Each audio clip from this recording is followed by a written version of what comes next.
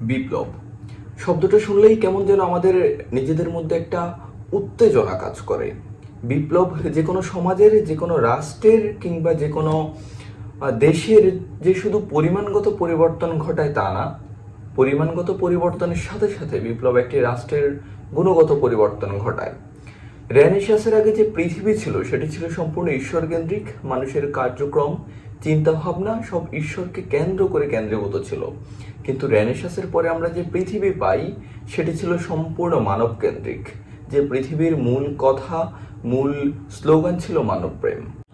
প্রতিষ্ঠিত যে আরেক চিন্তা, সে চিন্তাকে ধাক্কা দেয় ডারউইনের বিবর্তন তত্ত্ব। আরেকটি যদি বলতে হয়, অক্টোবর বিপ্লব। এই অক্টোবর বিপ্লবের ফলে পুরো পৃথিবীতে যে একটা বৈপ্লবিক পরিবর্তন আসে, সেটি আমাদের চিন্তার জগৎ, আমাদের কাজকর্ম, আমাদের মানুষের সাথে মানুষের যে সম্পর্ক, এই সব কিছুর মধ্যে বিশাল একটা পরিবর্তন নিয়ে আসে অক্টোবর বিপ্লব। অক্টোবর বিপ্লবের পূর্বের যে পৃথিবী এবং পরের যে পৃথিবী, সেটি সম্পূর্ণই ভিন্ন। তাই আমরা বলতে পারি যে কোনো একটি বিপ্লব যার উদ্দেশ্য ভালো, সেই বিপ্লবের মধ্যে দিয়ে একটি বিশাল পরিবর্তন সম্পূর্ণ সমাজে, সম্পূর্ণ শ্রেণীতে ঘটে যায়।